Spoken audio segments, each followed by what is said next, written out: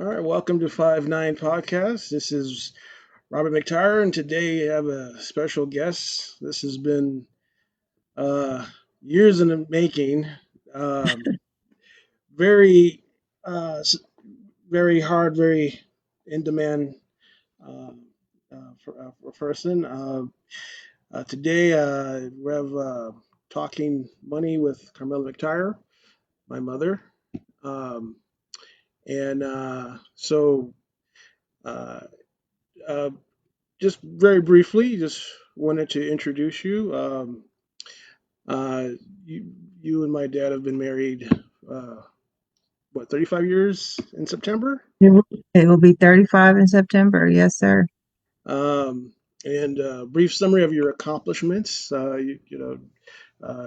Mother's a chef and a business owner, has a PhD in information technology and master and bachelor's degree in management and business.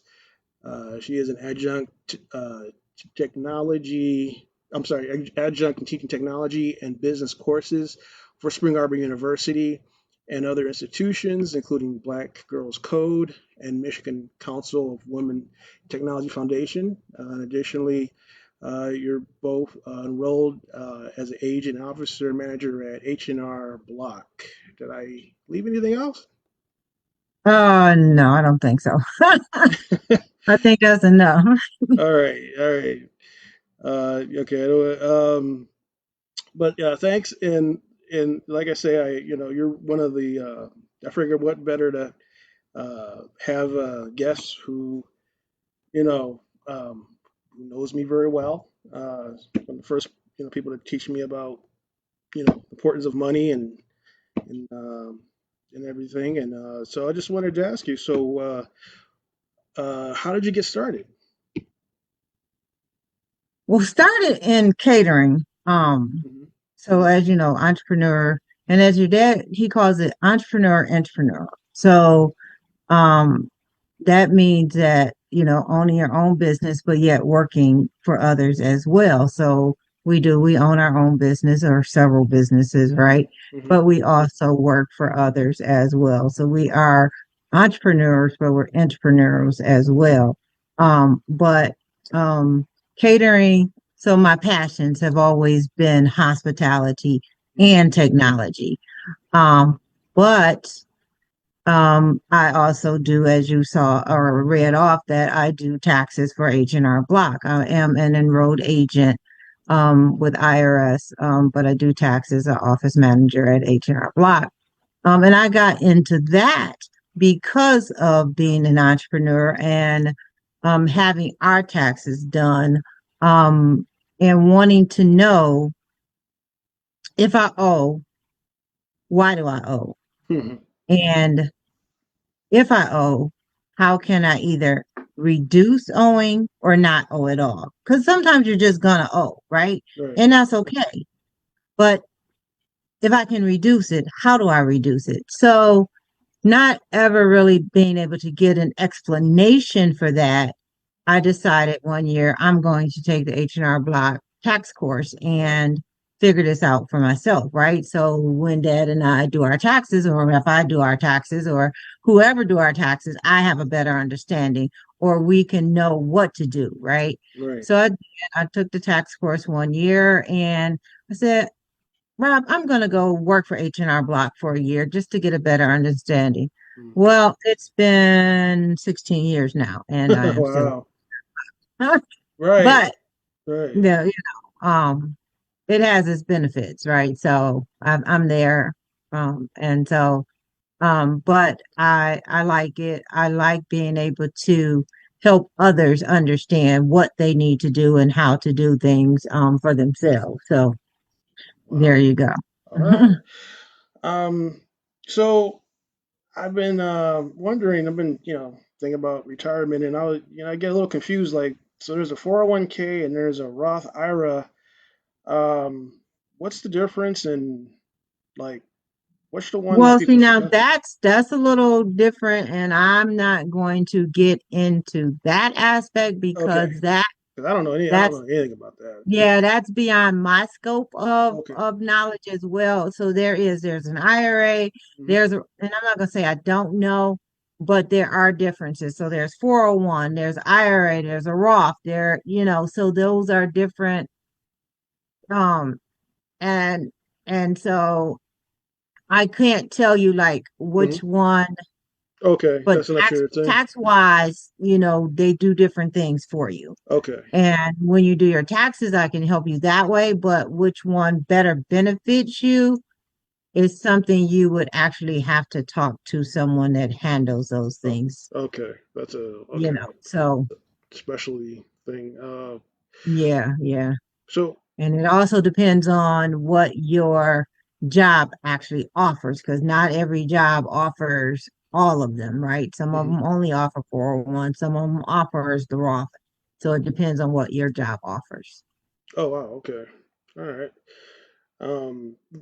So, in would you say in your experience, is it better to like to work a job versus owning a business? Is like people say like you can work a good get a good job and that's the goal. I went to school, went to college, and you know um. It's going to depend on the person. Not everybody is meant to work for others. Not everybody is meant to work for themselves. It depends on the person, Mm, right? right. Because as you see, Dad and I do it both, right? We Right. work for ourselves, but yet we work for others as well. Right. Um, Not everybody is meant for that. So the person has to decide for themselves. Do I want to work for someone all of my life, or do I want to work for myself?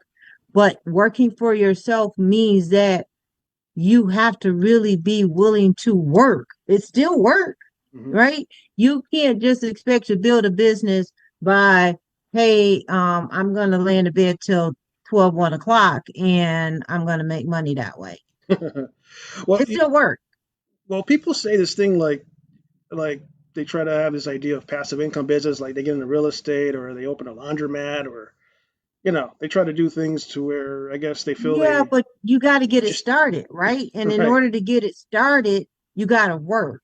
You got to do something to get it started. And once you get it started, and once it starts making you money, it is passive. You can have other people doing things where they may be managing it and looking out, because even at a laundromat, somebody's got to oversee that laundromat, right? right. So the money then comes into you, but somebody's got to look after it. Somebody's got to do the upkeep. So you got to do some work in the beginning to get it going so Mm-hmm. that that income can come in. You can't just say, "Oh, I'm going to go buy this laundromat and that money's going to come into me." No, there's work in the beginning in anything you do. Okay, so it's not just. Is it Mhm. more difficult to own a business? You think? To Then to work for somebody else? yeah. Oh, yeah. Because think about it. To own a business, you have to have an idea, first of all. You have to know what your passion is. You have to know what you are good at.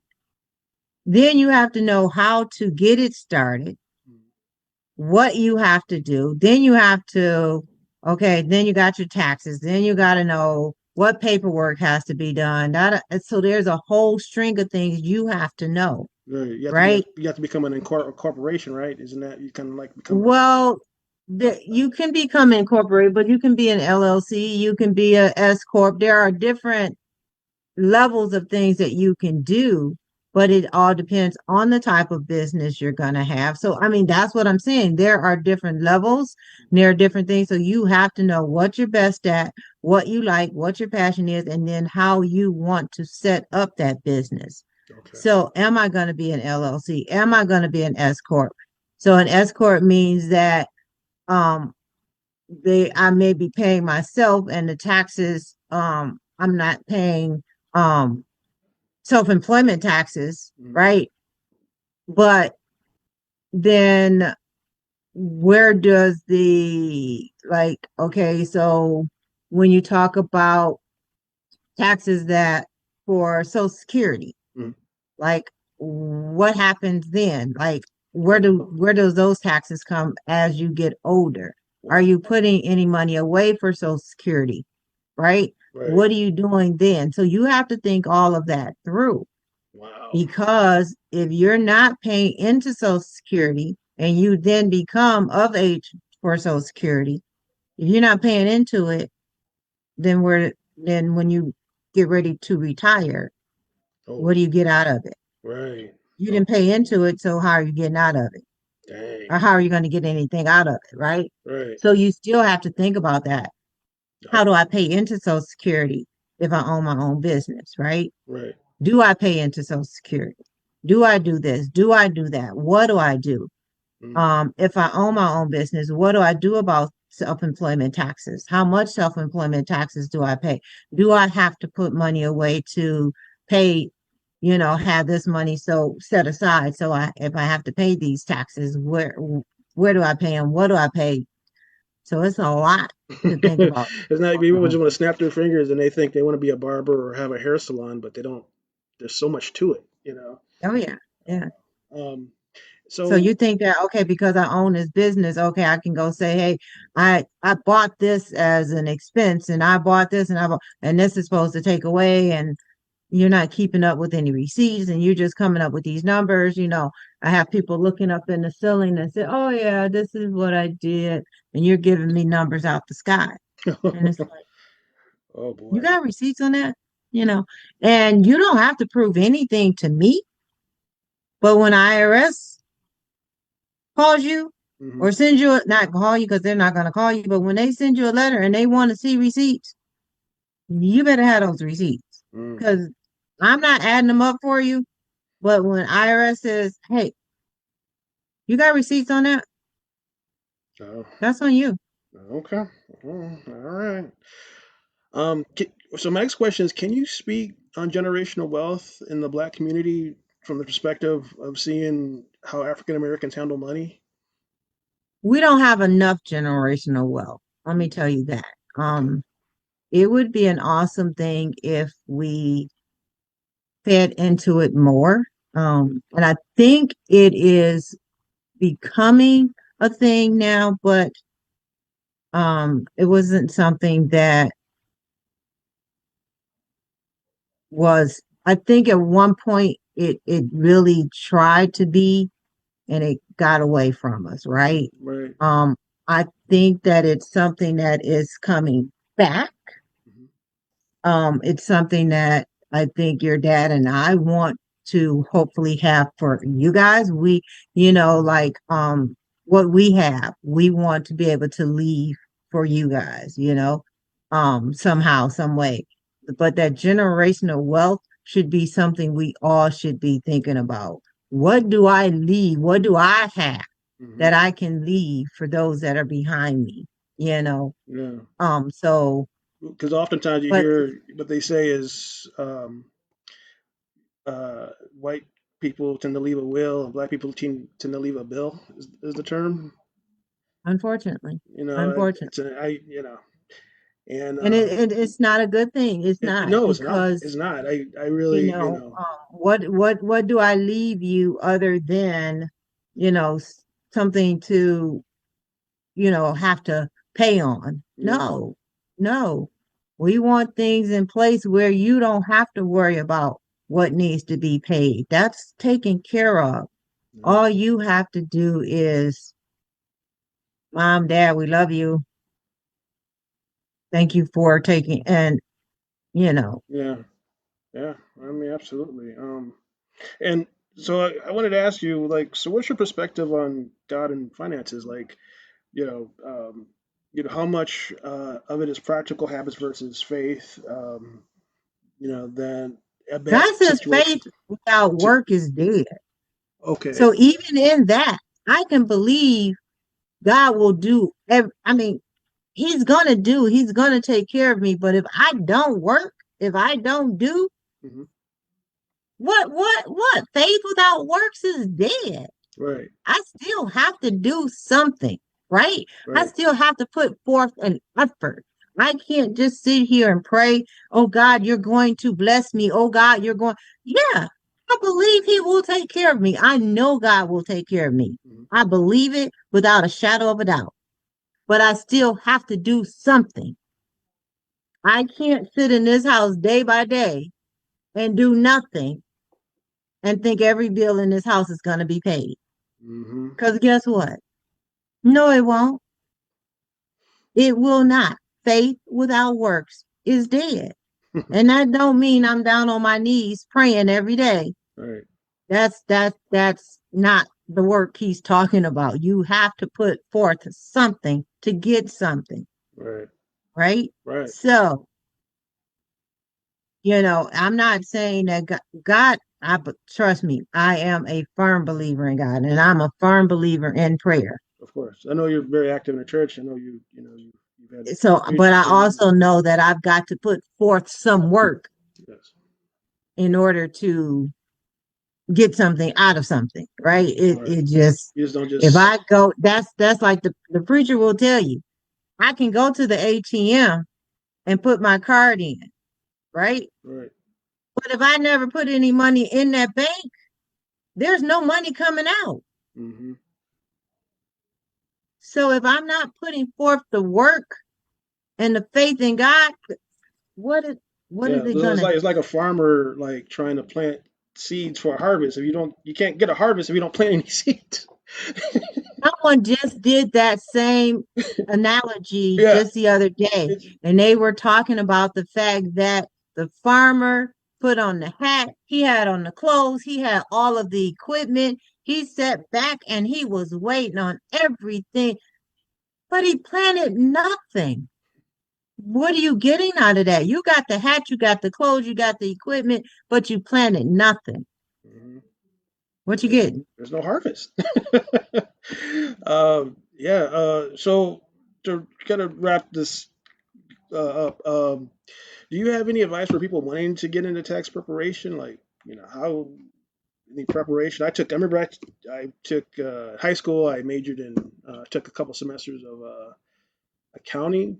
Um, but like anybody wanted to get into taxes, Well, what they I could mean, do? I know that there are other, courses out there. I'm an H&R Block person. That's just who I am. Mhm. But I do know that H&R Block literally doesn't just teach you the software. Okay. It actually teaches you what it means to do taxes. So do you need There a are degree to do taxes, or do you need a certificate, No, or you don't need a degree to do taxes, but you do need to actually learn what it means, okay? Because you can know how to do the software or know how to work the software, but if you don't know what it means to literally, um, if you don't know the laws, if you don't know what IRS is requiring, then you're doing no one any good. So I can say, well, Robbie, well, you have this credit, but if I don't really research it and know what that credit is going to do for you, then I'm really doing you no good. Mhm. Because I can say, okay, well, I can put the numbers in, but it's just like the reason I got into doing taxes is because no one could ever tell me what to do to help reduce those taxes or what to do to, like, I have some seniors that um don't necessarily need to have taxes taken out of certain income because all they're doing is coming and paying to have those taxes given back to them, right? And I'll tell them, well, you're having, or like out of their Social Security, you're having taxes take withheld from your Social Security, but now you're going to come and pay $200-300 to get those same taxes back. Not necessary. But someone told me, oh, we use it as a savings. We know that, but put that money in a savings account. Mhm. Put that money somewhere else. Why pay to have those same taxes come right back to you? You're having them, you're having someone else hold on to it, and then you got to pay me to have it come back to you when you could just have it come to you. put it away in a bank account somewhere. So those are the kind of things that when you know, you can advise people of what they actually need to do. Not just to put the numbers in the software and to kick out a refund, Wow. right? But to actually help someone to better understand what it is they need to do or not to do.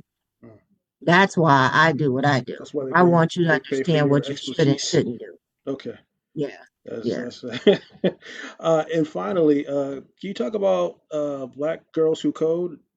I know that's been near and dear to your heart, and you've been working Yeah, so diligently. What that is that? and Michigan Council of Women in Technology, those are two things that I do usually during the summer, some a little bit in the winter. But because technology is my second passion, my PhD is in information technology. I got into technology at a older age. I'm not going to tell you my age, you already know. But for your audience, they don't Hmm. need to know, but Yeah, I'm a right, lot right, right. older.